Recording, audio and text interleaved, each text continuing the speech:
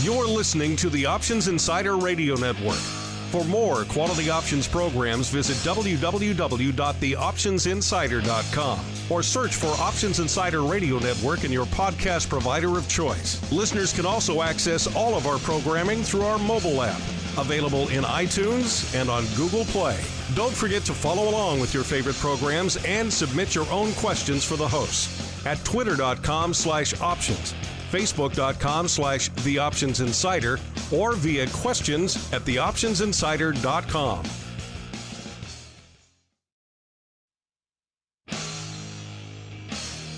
And now, it's time for the show that breaks down the options market. From unusual activity alerts to market analysis, strategy overviews, listener questions, and much more. If it involves puts and calls, then our all-star panel will break it down. It's time to hit the Option Block with your host, Mark Longo from the Options Insider Media Group, and co-hosts Uncle Mike Tosaw from RCM Asset Management, Andrew the Rock Lobster Joe Vanazzi from OptionFit.com, and Mark the Greasy Meatball Sebastian from OptionFit.com. The Option Block is brought to you by Fidelity Investments. Fidelity's Option Trade Builder tool can help you confidently build an options trade in 3 simple steps. Just choose a strategy, select a contract, and then review the benefits and risks of the trade. Learn more about Option Trade Builder at fidelity.com/options. Options trading entails significant risk and is not appropriate for all investors. Certain complex option strategies carry additional risk. Before trading options, contact Fidelity Investments by calling 800-544-5115 to receive a copy of the characteristics and risks of standardized options. Fidelity Brokerage Services, LLC, member NYSE SIPC. And now, get ready to hit the Option Block.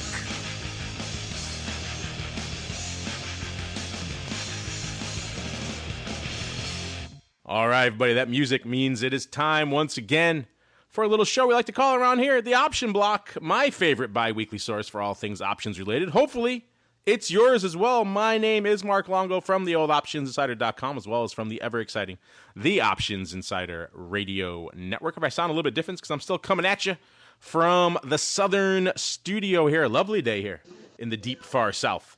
So that's nice. We shouldn't have any chance here of getting knocked off the air with all of this goodness here going on weather-wise. We've been fortunate so far with our weather. Let's hope, fingers crossed, let's hope the weather holds. And, of course, hopefully you guys, I know you guys like to listen live. Unfortunately, it seems like our distribution partner, our live streaming partner, Mixlr, got knocked out last week with some sort of massive issue on their server side. I think they're still rebuilding their servers, so we're trying to go live here. I'm not sure if you guys will be able to access that, but if not, of course, you guys can get it, as always, where most of you get it, which is, of course, on your iTunes, your Google Podcasts, all that. So if you listen on demand on the podcast, you won't notice a difference. But if you're trying to join us live, at least like another day today, probably, it seems like that still will not be the case. Don't send us your hate mail. We know you miss us. We know you love us.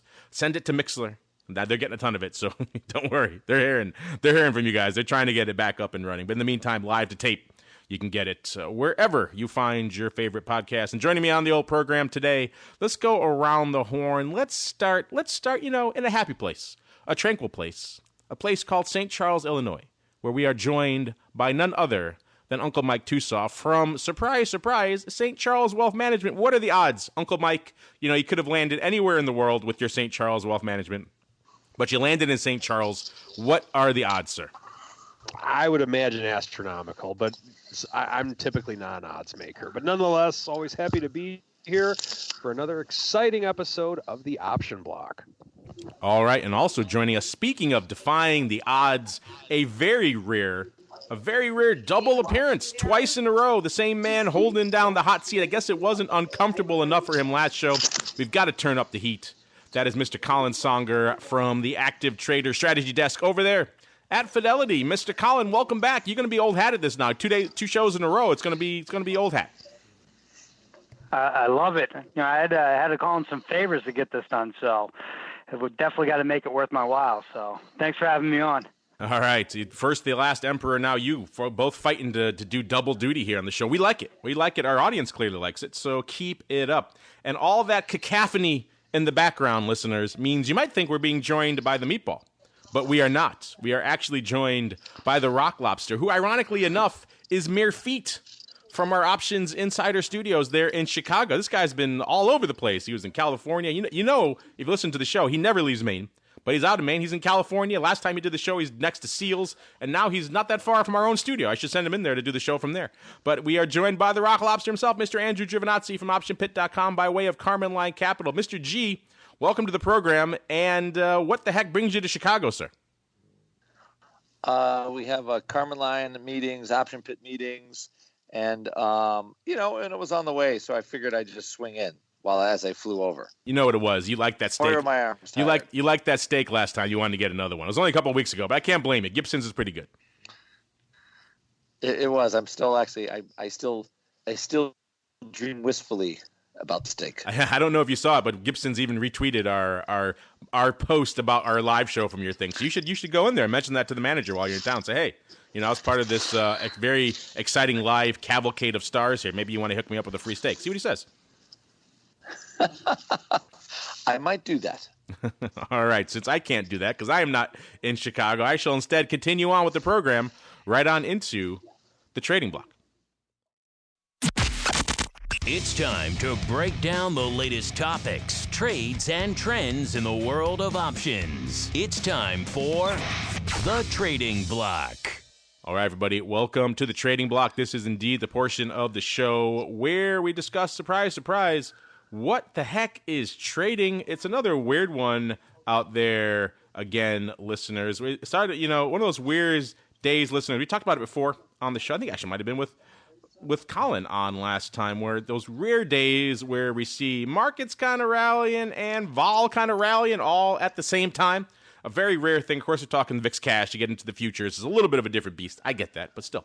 Net, what most people like to watch is indeed the cash, and the cash was up, the market was up, and we had a similar scenario, at least coming into showtime here today, where we saw most of the major indices were up, kind of breaking that cycle a little bit now. They're kind of mixed now, and we saw vol up a little bit as well. Coming into showtime now, we're seeing the Dow up about a little over 0.1%, about not quite 0.2%, but a little more than a tenth. We're seeing the S&P off about actually pretty much unched. The S&P's unched, and the Nasdaq pretty much unched as well. So slightly in the red, but not so much. We're seeing, of course, gold still up. All this uncertainty increasing. And now issues with Iran, giving a little bit of a lift, a little bit of luster to the shiny stuff. 1418 coming into showtime, so well north of that 1300 level. Crude taking a bit of a break, 57 and a quarter or so out there in WTI land. And all this uncertainty means a VIX cash, once again, taking a chance to inhale and then exhale and then inhale again. It's kind of vacillating right around. It was up slightly coming into showtime. Now it's right around unched, right around 1540. Still north of the 15 handle. And I do recall looking, I think, pretty good for my vol views prognostication. So I'm just going to put a stamp on it right now and just freeze it and say, okay, I win for the rest of the week. I'm sure the Rock Lobster will take umbrage with that. Speaking of the Rock Lobster, I think he's finally found his mute button. So let's get him to unmute now. Mr. Rock Lobster, what is catching your eye on your global tour of America, sir? You know what? I thought I was in the 15 handle on vol views. Did you write down my number? I think you did. You're not taking the vol view credit on a Monday when you got 4 days to go. I will take them. You know how this game works. I will take my victories when they come, sir. That is the spoils of owning your own show. You will claim victory when you feel like it. VIX is again boring for Voland. I just got text from all my clients. Voland is boring. Nothing's going on, and let's say why. We have, and where's Alex with his hat when we need it? We have G20 coming up Friday. I'm trying to create a position around that, like where we get kind of a good move or bad move sort of right around that. I don't think you have to do much until then. And then, of course, the Fed's going to cut rates because the economy is slowing down, which I still haven't figured out where it's slowing down, but it's slowing down somewhere. So there's not a reason for vol to move. And we have The SPY is not holding on. I guess SPX is not holding on any gains. So this is, SPX is up 70 cents. So this is one of those days where nothing is happening. Nothing will happen. And nothing's going to happen this week until we actually have some positive news. And just because you asked me to check, I don't like to cut you off, but because you asked me to check, I went and did. I checked what you prognosticated for vol views. You or the meatball, I forgot who was on. I think it was you, were on. It was 14.35 for this time next week. And in case you're playing the home game, where was VIX cash at the start of the show? Oh yeah, 1540. Where was my prognostication? Oh yeah, 1540. Put that in your pipe and smoke it, sir. So there you go. It is a literal bullseye. They don't get any more accurate than that. I am the Karnak of vol. There you go. Thank you for making me check, because then I got the exact bullseye. So that makes my win that much more demonstrative. I think, honestly, I was just a full handle off. That's not too bad. That's not bad. Not bad at all. But I have 4 days. I love how you take umbrage when you're a mile away. When I'm not even close. But you know what? That's the role of me on the show as a spoiler. That's what I get to do. I get to take umbrage whenever I feel like. But if anybody's expecting a vol to happen, unless we get some weird news event, good luck this week. This is a week for, I think, just sitting and watching paint dry. Well, technically, I don't know if you know this, but we are supposed to sell in May and go away. I'm not sure if you've ever heard that, because that is what the smart money does, sir. That would be costly. Yes. That would have cost you like 1,200 basis points, I think. Of late, that would certainly, last couple of years, probably not the wisest of scenarios. All right, sir, I'm done with you. Go back to your mute button until I call for you again. Let's keep on rolling. I love how you argue with me. And that was good, though, because it just made my accuracy, put it in that much more stark relief. So I thank you for that, sir. All right, let's keep on rolling. Someone who only takes appropriate umbrage. That is Uncle Mike. Uncle Mike, sir, I know you're not taking umbrage about VIX, so what is catching your eye today? What umbrage are you taking? The only umbrage that I can take today is the fact that there's not enough events happening for me to take umbrage on, I guess. It does look like today is really a meh day. The one thing that I'm seeing that's not quite as meh is we do have longer-term bonds. TLT has a little bit of movement on it, but other than that, there's really not a ton happening. I mean, Facebook is up a little over 1%. In a day where the rest of the market's not moving. The Russell is down 11 points. But typically the things with which I'm watching,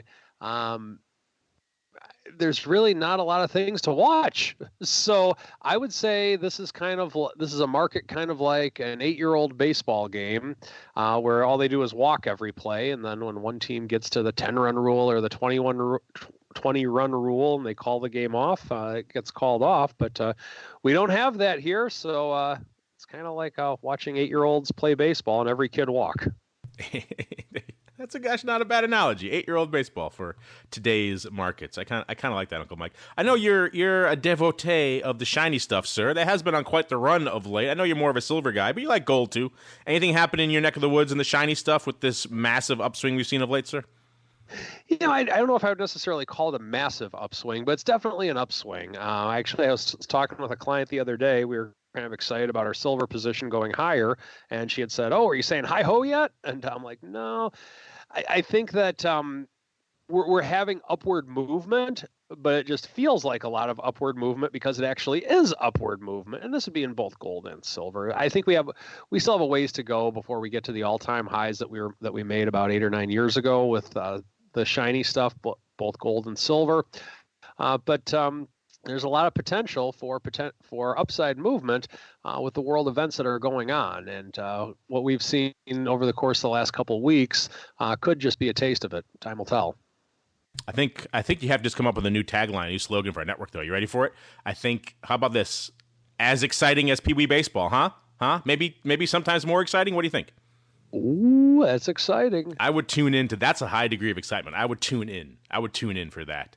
Mr. Colin, holding down the hot seat, are you as exciting as Pee Wee baseball, sir? And also in these kind of somewhat blah markets, what is lighting up the tape over there in Fidelity Land?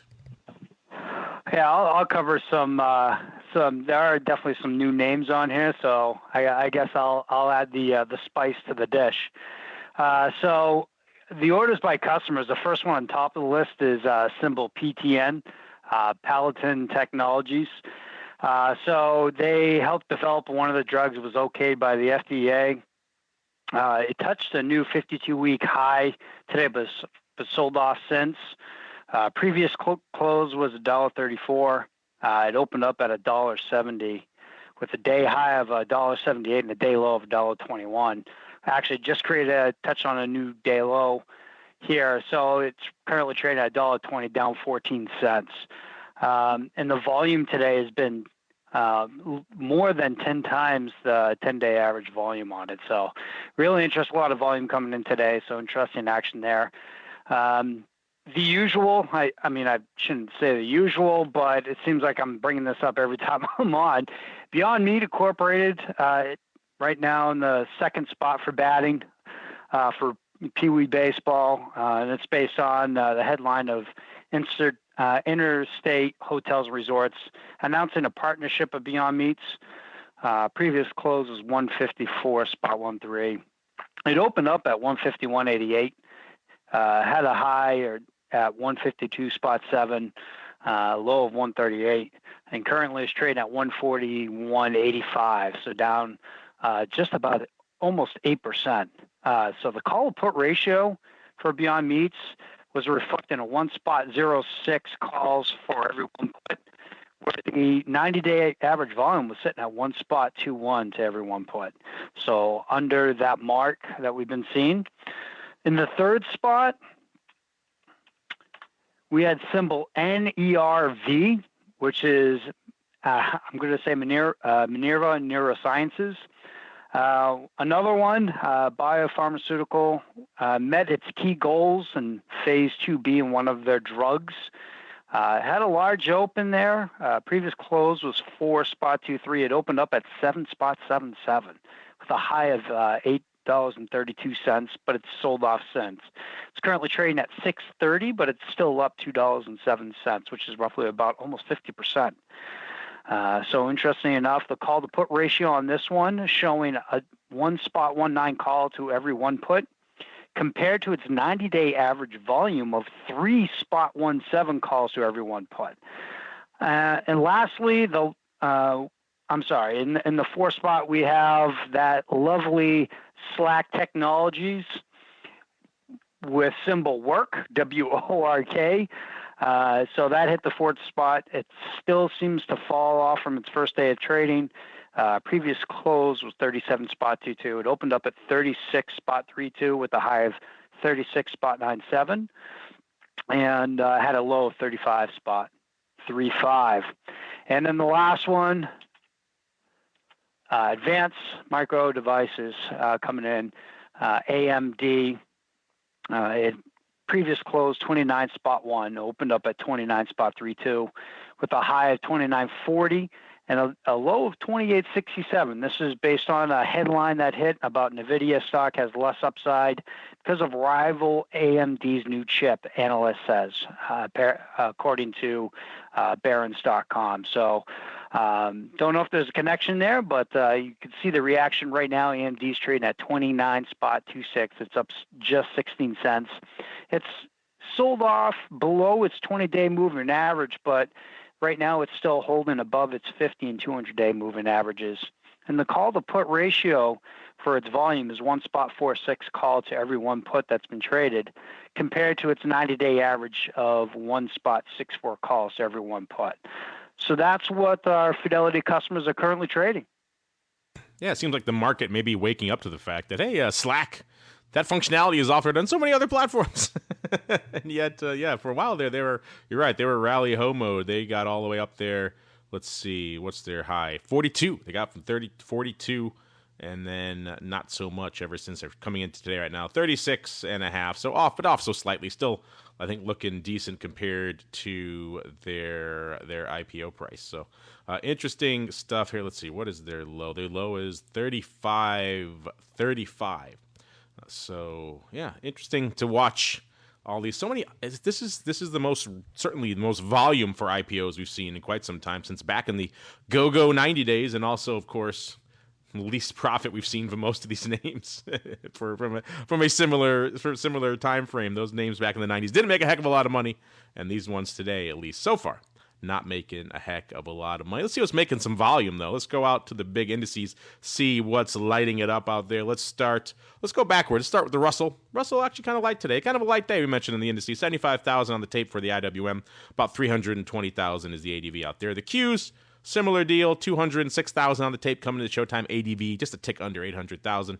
The S out there, 520,000 coming into Showtime with about almost 1.4 million is their ADV out there. SPY, same thing, about a third, roughly a little less actually of the volume out here. Looks like about 850,000 contracts on the tape. The ADV about 2.8 million out there, and the VIX also light, about almost 160,000, about 157,000 contracts on the tape. ADV 451 out there, so pretty light, well off the about 700,000 that hit at one point out there. Let's keep on rolling here let's see what's lighting it up in the equity option landscape. Let's do a full rundown. Let's go from number 20. Let's go all the way down to number 20. Number 20, Twitter, a cool 55,000. Number 19, Amazon. Amazon, just nothing today. 57,000 contracts only. They do that in a blip some days, and today, that's it for them. Number 18, Ye Old Telephone, 63,000. I'm sorry. Number 17, Diz.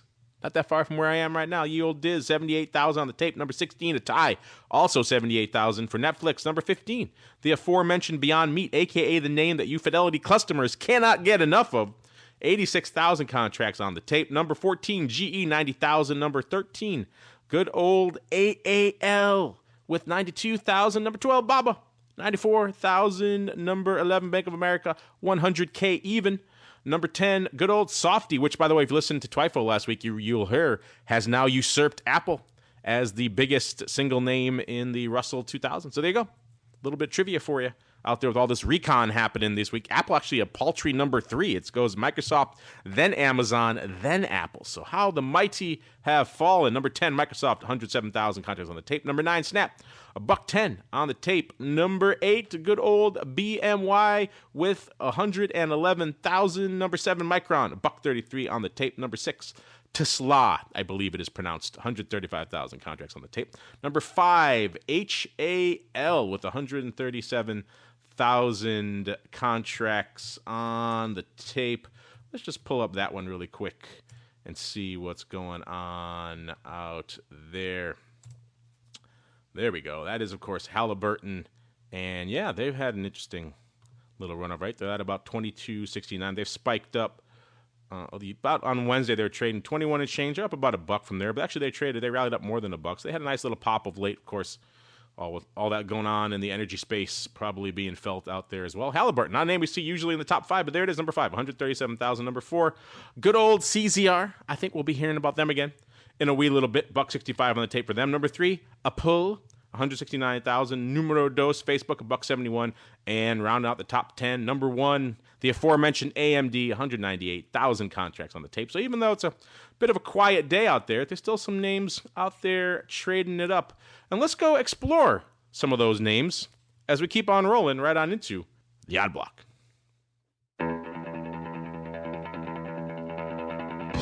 It's time to break down the most interesting, unusual, and downright questionable options activity that's been identified by theoptionsinsider.com. It's time for the Odd Block.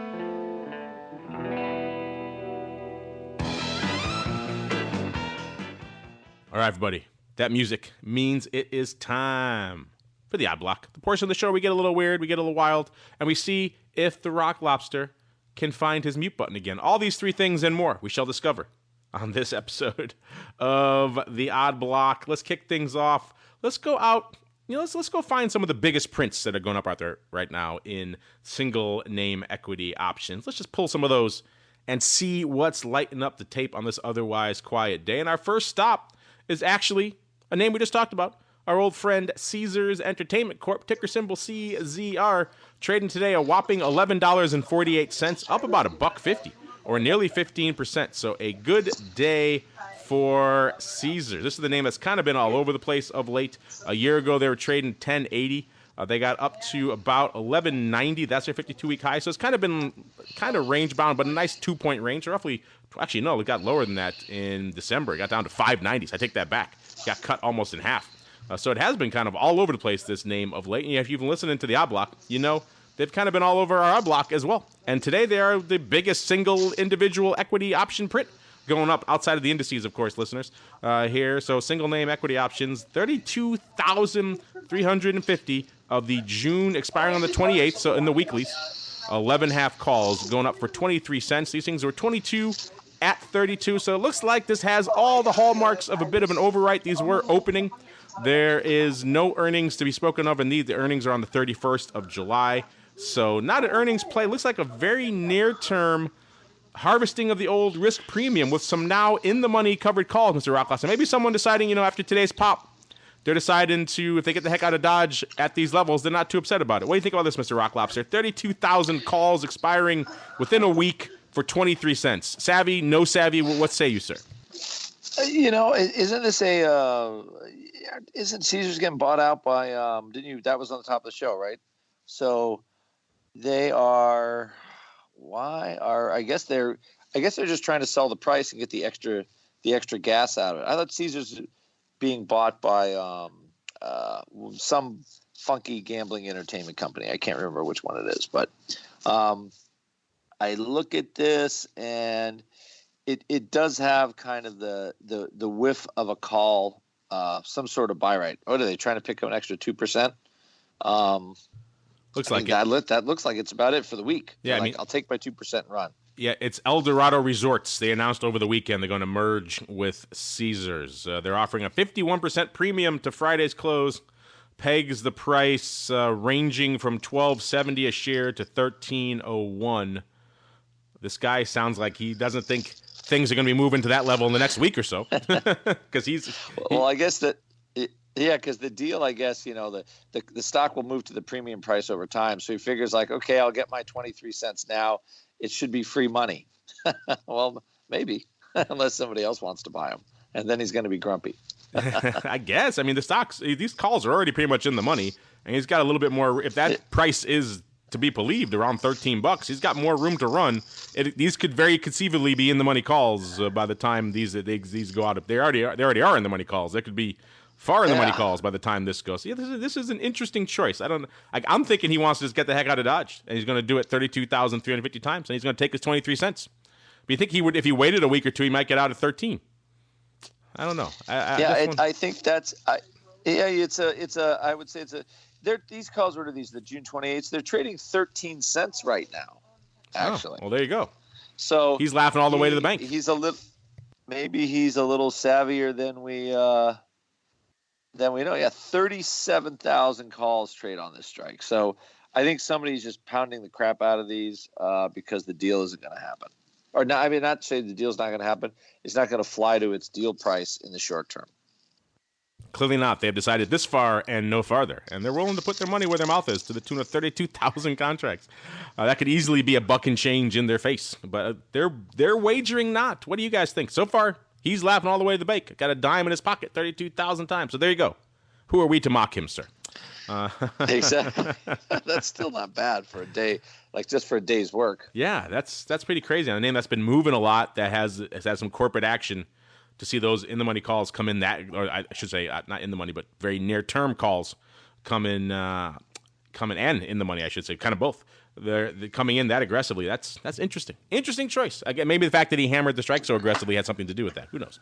But we shall see. Because he sold 32,000. That may have played a part. If he goes to buy him back, they're at 50 cents now. Oh, there we go.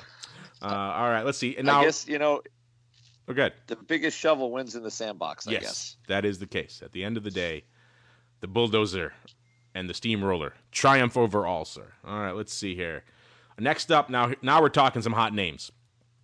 The other biggest print in single name equities, right after that hot Caesars business, Mr. Rocklop. So you think hot names, you think Tesla, you think SPY, you think VIX, and then, of course, you think Mallinckrodt Pharmaceutical Company. This is the mouthful of a name. Mallinckrodt. Mallinckrodt. I'm assuming I pronounced that correctly. It is an Irish name. This is Mallinckrodt PLC. They are an Irish tax-registered manufacturer of specialty pharmaceuticals. So there you go. That is a mouthful. That's a mouthful of a name right there. This one coming into today's showtime, feeling a little bit of a heat, off about $0.50 or nearly 5%, trading about $8.50 or so. And this one, kind of looking at the chart, this just screams biotech to me, Mr. Rock Lobster. A year ago, they were trading, looks like about $20, and then they rallied all the way up to about 36, almost 37. Looks like that was back in September of last year. Then they kind of sold off again down to about 30. Looks like around Christmas Eve they got close to in the high 20s and rallied back up to 30, then sold off again right around the beginning of the year to about 18 or so. And then they kind of vacillated there around 20 for the better part of the beginning of the year. Then the last month or so, they've been selling off again, back down to where they find themselves right now at 8.5. So pretty much almost exactly at their 52-week low. So not exactly good times for the company whose founder is Mark C. Trudeau. So there you go. A little bit of trivia here for Mallinckrodt. Mallinckrodt PLC. Everyone's favorite name. Let's see what our Eye of Sauron found out here. It had to be something big to come on our radar today. Yes. 30. Oh, look at this. Long term. Interesting. 30,000 Jan 21. So not 2020, but Jan 2021. 18 calls for $1.65. And guess what, Mr. Rocklobster? They're not overwriting because they're not saying, hey, I want to just get some of this and I'm done with this thing. They're going the other way. They're lifting offers. These things were actually not that bad for a illiquid name like Mallinckrodt PLC. They were only $1.40 at $1.65. And the guy lifted the offer 30,000 times for $1.65. That is clearly opening over there on the Philly. There's a tons of earnings between now and Jan 2021, so I won't bore you with that stat, listeners. But still, opening size, long-term, out-of-the-money call paper. These are roughly 10 handles out of the money right now, Mr. Rock Lobster. Paying $1.60 to do it, there's a lot to sink your teeth into on this one. Cheap name, spending a lot for options that are pretty far out of the money, that have a long way to go, so he's got some time on his side. He's got about a year and a half, but still, this is interesting. And if it gets back up there, he's looking at it, well, it's below his 52-week high. The 52-week high was about 38, so it's not quite there. So he's got some room to run if this does happen. This is a weird one. This one, I would like it better probably if it had like a little bit of the old, as our friend Brian says on Option Playbook Radio, a little bit of the fig leaf component where you're writing some near-term stuff to finance it and then you play around that way. But this guy's obviously just setting it and forgetting it for a nice pop over the next year and a half. What do you say, Mr. Rock Lobster? At first, I thought this was a misprint and the guy bought the 8s for $1.60. That would be better. I would like that a lot better, yes.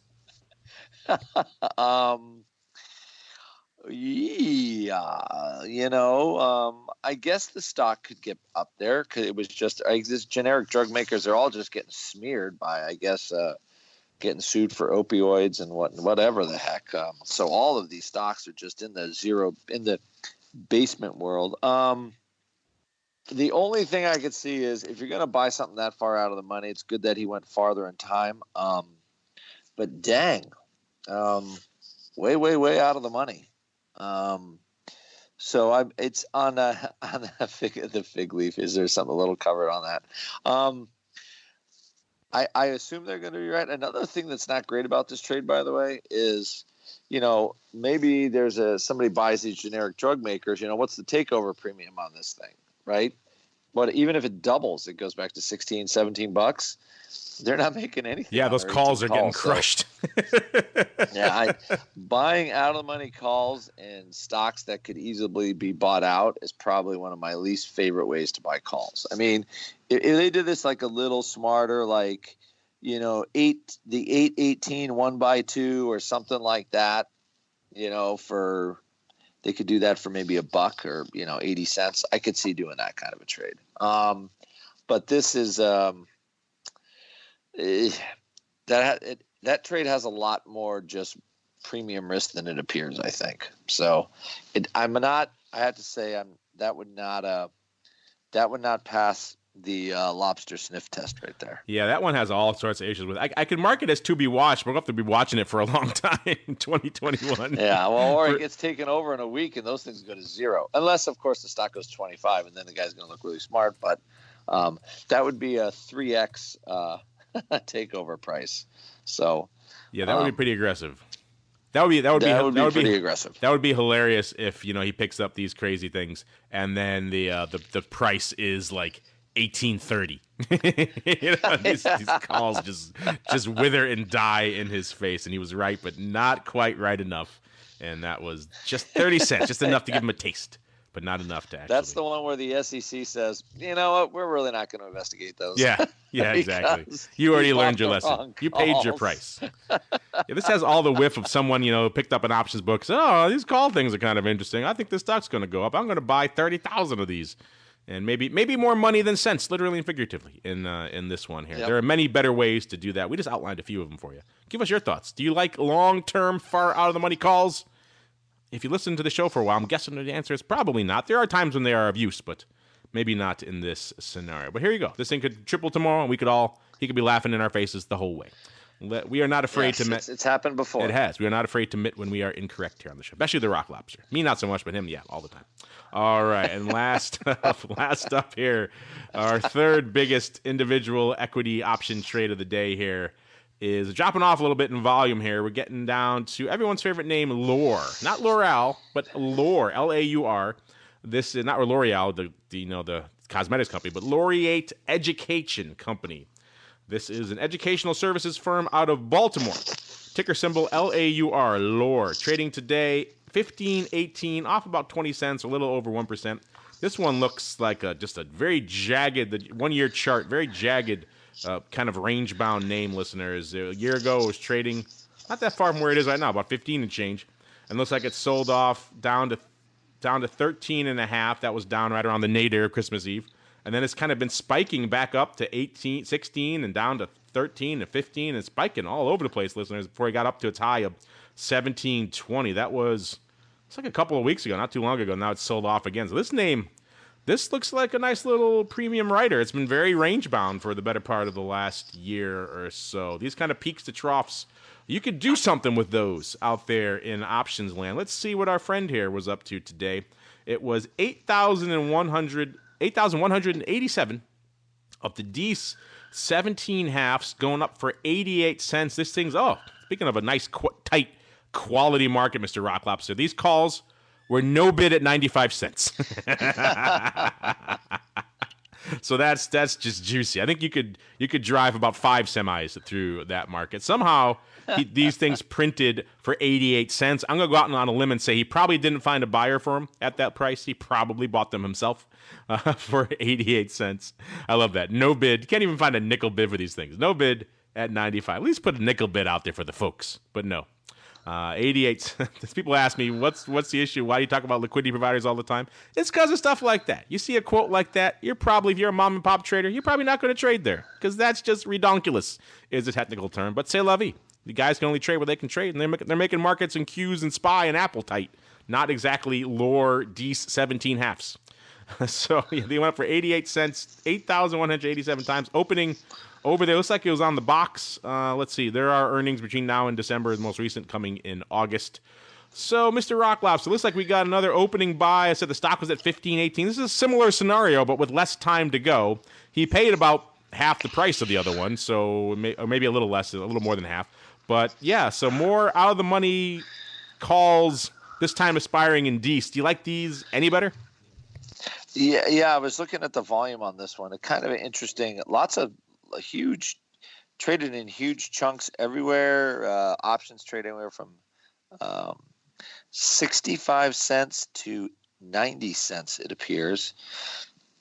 And I think they wanted this. It's not. I think it's a little better than the what is it, Mallinckrodt trade, the Mallinckrodt trade. Your new favorite name. Everyone's new favorite name. Mallinckrodt PLC. So a little bit of a buyer. Then I think they kind of fractured the liquidity. So they're like, I want these, and they kept buying them at different prices. Considering the day started at 65 cents and now they're $90 a buck. there is a little bit of liquidity provider pain right there. However, a reasonable upside trade if one likes this stock. Very reasonable upside trade. But they're trying to catch about the high of the year too. So, so a reasonable trade, but a real spike in vol. Another, again, it's the whiff and the smell of kind of take overreaction because huge vol spike on these. So there's like zero liquidity in this name normally. So I think this is a to be watcher. This will not surprise me if this stock does something. Yeah, you're right. And there was some funkiness to this ticket. They had to get some splits to get all these prices. They got 4,000 of them at 90 cents. They got 2,715 at 85 cents, and the rest actually a bunch at 85 cents, and then the rest kind of scattered therein. That's how it all works out to 88 cents net on splits, listeners. All right, Mr. Rock Lobster, you ask. Never let it be said that I am not a nice and giving gentleman. You ask for this one to be watched. I shall watch it. And we shall come back to it between now and December to see if we are correct in our Colin mockery or if this was indeed worthy of even more scorn and derision. But you know what? It's Monday. That means Uncle Mike is champing at the old bit. It is time for a little bit of the old strategery. It's time to dispense options wit, wisdom, and education. It's time for the Strategy Block. All right, everybody. Welcome to the Strategy Block, the portion of the show where we talk some options, wit, wisdom, analysis, education, strategy, all that fun stuff. Joining me to help me do just that, the one, the only, the Uncle Mike Tosaw. Uncle Mike, sir, we're at all-time highs where all sorts of crazy things are going on. The shiny stuff is rallying. People are buying crazy out-of-the-money calls in the odd block. What can you educate us on today, sir? Box spreads. Yes, no, I'm just kidding. The crowd loves them. I could not resist having to throw that one in there. Gotta love the old box spread. Well, what I want to talk about today is I want to add to what we were talking about a little bit earlier on the show, and that is when to buy out of the money calls, and when it can be done, and when it makes sense, and what you can do with it, the risk of it, why you would do it, when you would do it, and the pros and cons of it. So first thing that I want to say is that there is no better trade or worse trade within the strategy. It's like a tool. It's like arguing, is a hammer better than a screwdriver? Well, if you need to pound a nail, a hammer's better. If you need to screw a screwdriver's better. And I think that's really the way with which you need to look at with which everyone needs to look at option trading strategies. I buy out of the money calls at times. Is it something that I always do? No, but I buy them for purpose of wanting to cash in on gamma and cash in on it for a low price. Now, with the market that we have right now, it's not quite as ideal as it was back when Donald Trump was a single-digit VIX president, but it still can be doable. So this is the way that I like to do it. Step one, buy an out-of-the-money call, whether it's 3%, 5% out of the money. It just depends on what you're looking to do. From there, if the market were to go straight down and do nothing, then really harm your out of the money call, then I would do nothing. And the reason I would do nothing is because I actually got into the out of the money call with the smaller amount of money. Most important thing by far when buying out of the money calls is that you have to have smaller amounts of risk capital involved in them. And the reason is that the odds are against you technically when you're trading an out of the money call. You're playing a game you might not win even if the market stays the same. It's kind of like when you're looking to try and go through the gate of a train coming. You can win or you can lose, but the problem is that the train wins on ties. So that's why you really shouldn't do that ever.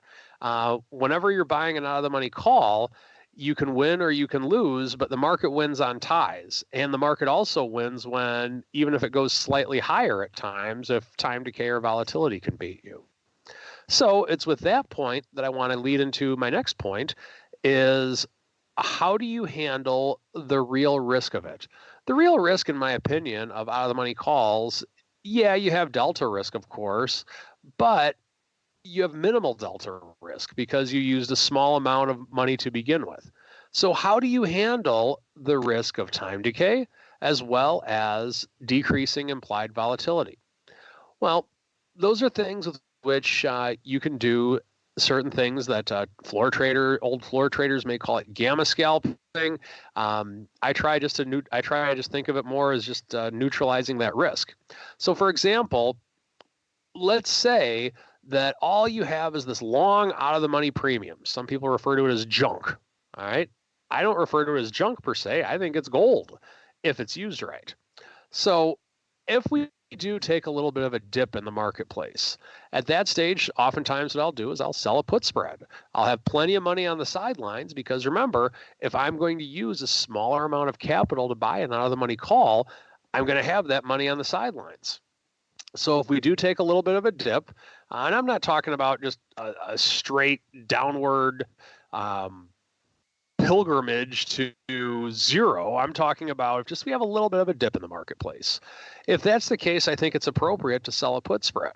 By doing that, you are helping yourself with time decay, meaning that if that put spread stays the same or goes higher, you'll get a little bit of juice. And the juice that you'll get can go towards reducing the cost basis of the out-of-the-money call you bought in the first place. So when you have a situation like that, you can take advantage of it that way. Now, of course, the disadvantage is that you are creating more delta exposure because whenever you sell a put spread, it's not a neutral freebie. It is a bullish position that you have to manage accordingly. So if the market does continue to go down, you have to manage the trade just like it's a put spread. Now, what we did a couple months ago, or a couple of weeks ago, I should say, when SPY was dipping, we actually did something literally just like that. And what we were able to do is create a little bit of premium. And the premium that we created was able to offset the cost of the out-of-the-money call. Now, the market went down, and I've talked about this on the show many times. Rule number one of short spread verticals and options, don't let them go in the money. Rule number two, don't forget rule number one. We were able to roll down. We were able to still create a little bit of premium and still come out profitable on the put spread side of it. Now, with all this being said, you might be saying, well, Mike, I thought we were talking about out-of-the-money calls. How are you just diverting into put spreads?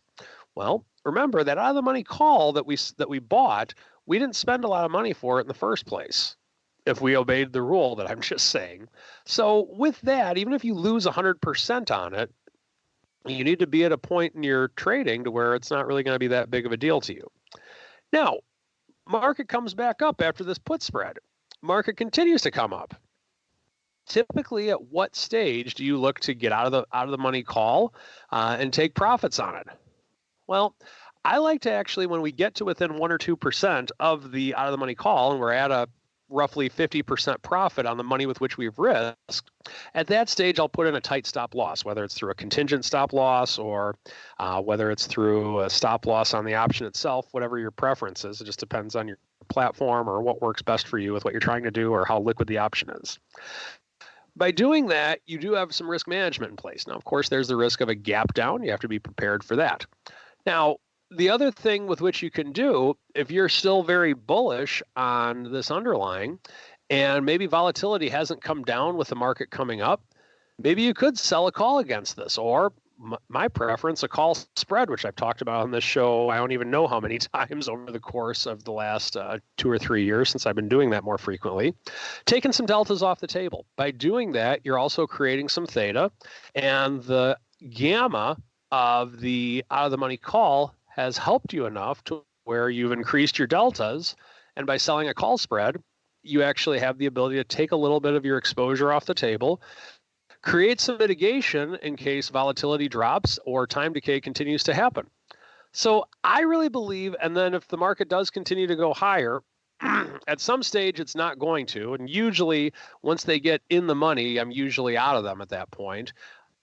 But if they do go in the money, then you can still hold on to them, but just understand that you're creating a bigger and bigger position the more and more it goes in the money.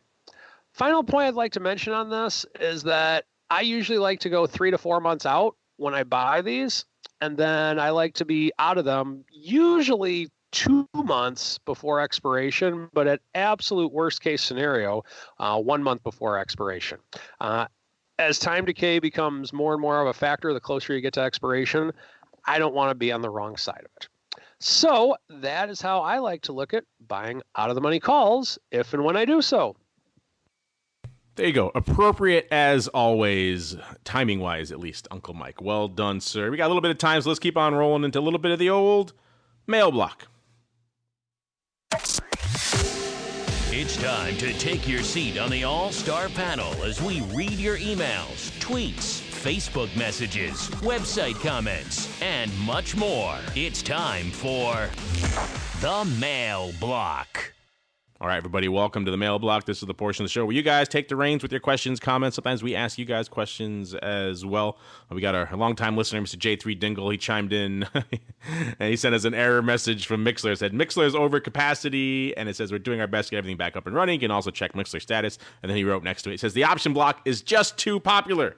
You've brought down the system. Yes, that I have heard from Mixler folks that it was indeed our doing. We broke it. We were just too exciting for the masses that we broke our live streaming service. Again, hopefully that'll be up and running again soon. If not, if they can't get it fixed this week, we'll have to start investigating alternatives for you guys you can listen to. Well, mostly that's why we like Mixler, is because it's audio focused, and we are indeed audio focused. But if we have to go to a Facebook streaming or something else like that and then try to just figure out a way to work with the video component or something with that, we will do that. But for now, we're going to stay with Mixler, even though we broke it, because we are indeed just that popular with the masses out there. All right, let's keep on rolling. We also asked you guys a question last week. Remember, it was a bit contentious. We asked you guys a week ago, which of the following names has the highest 30-day realized volatility? And no cheating, what does your gut tell you? Gave you 4 choices: Tesla, Bitcoin, WTI, and the Qs. The numbers are in, at least for your voting. And surprise, surprise, Tesla pulled out to the lead at the end with 38%. Number 2, Bitcoin, 30%. Number 3, WTI, 28%. Only 4% for the Qs. No love for the Qs. And I remember I weighed in last week, and I thought I was leaning towards Bitcoin. I think Uncle Mike was going Tesla. Then he might have changed that. I forgot. And then other folks were. It was a lot of back and forth guessing on all of our different panelists, which was fun. That kind of was what makes it exciting. That's why the voting was so close there in the end. We did crunch some numbers right before showtime to see what the actual technical winner is. We still have some more crunching to do to make sure, but here's where we are right now. Remember I said last week Bitcoin was my guess, because coming into last week it was at around a 90-odd%, and that was indeed the case. And exactly when we posted that poll exactly a week ago on Monday, Bitcoin vol had already dropped to about 75%, and as of right now, it's at about a 65% for 30-day realized. Tesla, as hot as it is, right now it's shy of 50%. It's at about 47.7%. We'll have to go back and pull the number from last week, too, to make sure that it wasn't at some aberrant level. But right now, it seems like Tesla is indeed number 2. The Qs only at about an 18% realized. I think you can probably intuit. It seems like a lot of you did. The index, even though it is volatile, not going to be as volatile as some of the components to it, like a Tesla. And then WTI, another one we're still digging into to make sure. I'm going to have to head on over after the show into Quick Strike and do some deep digging into WTI. Because obviously there's different months, different contracts, how you compare which future are you looking at, things like that. But right now coming into showtime, WTI actual implied vol is at about a 40%. And the 30-day realized, I think was around 60-odd%.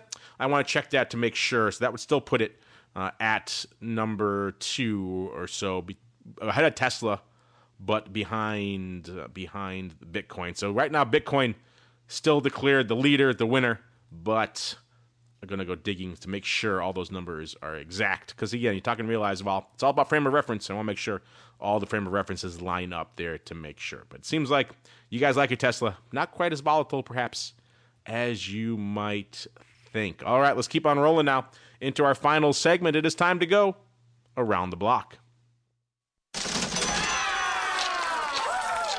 It's time to tell you what we'll be watching on our trading screens until the next episode. It's time for Around the Block. All right, everybody, welcome to Around the Block. This is indeed the portion of the show where we talk about what's on our screens for the rest of this week here. And a lot still popping off. If you're into the micro, if you're into earnings, you're in luck. There's still some names popping off. Not a ton, but still some. We have, of course, good old, let me see if I can pull it up here for myself. Oh, I just scrolled right past it. What's popping off this week? Here we go. We got Micron coming up after the bell today. FedEx as well. We've got BlackBerry tomorrow. Someone asked me, BlackBerry's still around? Yeah, they're still around. I think they just licensed their OS now pretty much, but they still exist. They may have a little bit of hardware still floating around out there as well. Pier 1 after the bell and Rite Aid after the bell on Wednesday. Nike after the bell on Thursday. Accenture before the bell.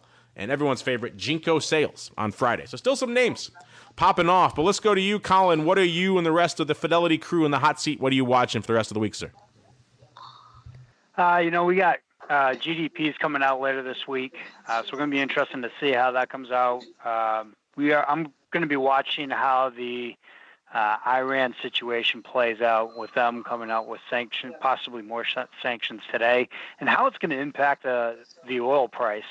If I don't have to pay more at the pump, that'd be great, but that might not be the case. We'll see how that plays out. And then also, really interesting enough, I want to see how the work IPO goes from here. Is it going to continue to fall? It doesn't seem, it's interesting to see how this has, when it initially comes out that first day of trading, how it has fallen the past 3 days, to see if that's going to continue to fall through. And then lastly, just kind of the eerie feeling to the S&P right now. After it hit that new high, just kind of be sitting at this level. So be interested to see what happens from here. All right, and Mr. Rock Lobster, I do believe he has found his mute button again. Mr. Rock Lobster, are you eating chips? What are you doing? No, I'm not eating chips. I think that's somebody else. Oh, somebody else is making that noise. Oh, well, then I apologize. And you picked Bitcoin last week, so if you did pick Bitcoin, I will give you one of your rare victories, sir. I know you didn't win the vol this week, so at least you can win the Bitcoin. And what else do you have cooking in the land of the pit? You're the master of the VIX. I just want to give him one victory every 6 months just to keep him sweet. Just so he comes back just to again stay relevant. And try. Yes, to stay relevant. It's macro. I'm putting on the Viceroy's hat and waiting to see what the G20 does and see if the Trumpmeister can wiggle something out of Yi. Good luck with that. And I don't think Yi wants to lose twice in 1 month because the Hong Kong protesters gave him the slap down. So we will see. But other than that, I think the market's going to go sideways.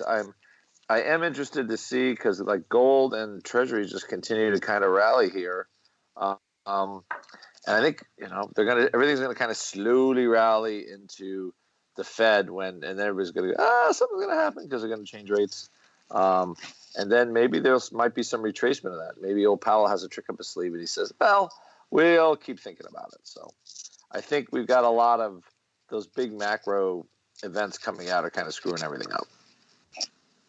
There you go. And last but not least, the man who loves himself some micro, Uncle Mike, sir, what is on your radar for the rest of this week? Well, I think in addition to what everyone else has just said, we got through we made new all-time highs last week, but I think the other thing to consider is that we are staring a big key number in the face, which is 3,000 on the S&P. So curious to see if we can make a run at that. 70 points is 1 or 2 days of a rally. I mean, it could be 1 day, it could be 1 second. You never know. But I mean, it could be 1% about 1% up days in the marketplace. And when we're that close to it, one thing that I always like to see whenever we hit a new big number like that is how much we're going to go past it, or if it's just going to be a big roadblock and having us go straight down. So we'll see what happens. There we go. And that's going to do it for this episode of the Option Block. But before we go, let me go back around the horn. Let's go back the opposite of the way we came. Let's start with Uncle Mike, sir. If I am intrigued by the wealth management that goes on in St. Charles and I want to learn more about it, where should I go? What should I do? Well, by all means, go to my website, stcharleswealth.com, for more information on how to get in contact with me. Would love to have conversations with people. Going into the summer, we have a lot of exciting things going on, and give me a call or check out my website and see how you can be a part of it. And Mr. Rock Lobster, since you're in Chicago all the time, now I'm guessing people in Chicago can just book meetings with you. So if they want to do so, where should they go? What should they do?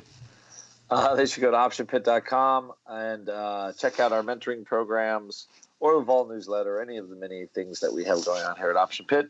And we would be happy to hook you up. There you go, optionpit.com. If you're in Chicago, race over to the Option Pit World Headquarters. You might still be able to catch him before he goes back into hiding and hibernation up there in the options mecca known as Maine. And last but not least, Mr. Collins, sir, fighting your way onto the hot seat 2 shows in a row. We thank you for your diligence. And to the folks out there, if they want to kick the tires and light the fires over there in the Fidelity Options land, maybe they want to reach out to you or to Trey or to the Last Emperor, any of the rest of the crew over there, where should they go? What should they do, sir? Yeah, so definitely take a look at fidelity.com/options, going over the different tools that are available and resources that you could take advantage of, whether it's through our Learning Center and the education that we provide. We also do online virtual classes that we teach, whether it's based on option strategies, option concepts like the Greeks, or even reading charts. We have several classes that are dedicated to the subject matter. You could also give us a call. You could talk to me directly. I'm one of 9 people on our desk currently, where you can call in, you can run your strategies by us, and we're here to play almost like a devil advocate role, be able to make sure that you're aware that the trade you're trying to put on is indeed what you're doing. So you can always give us a call at 877-907-4429 and ask to speak with the trading strategy desk. There you go, and kick the tires and light the fires over there at fidelity.com/options. And on behalf of Colin and the Rock Lobster and Uncle Mike, and indeed myself, I want to thank all of you out there for downloading, streaming, and subscribing to the program. Unfortunately, not listening live this week, but hopefully we'll get back to you on the next show. And we'll see you back here on Thursday for more of the Option Block. The preceding program was a production of the Options Insider Radio Network. For more quality options programs, visit www.theoptionsinsider.com or search for Options Insider Radio Network in your podcast provider of choice. Listeners can also access all of our programming through our mobile app, available in iTunes and on Google Play. Don't forget to follow along with your favorite programs and submit your own questions for the hosts at twitter.com/options, facebook.com/theoptionsinsider, or via questions at theoptionsinsider.com.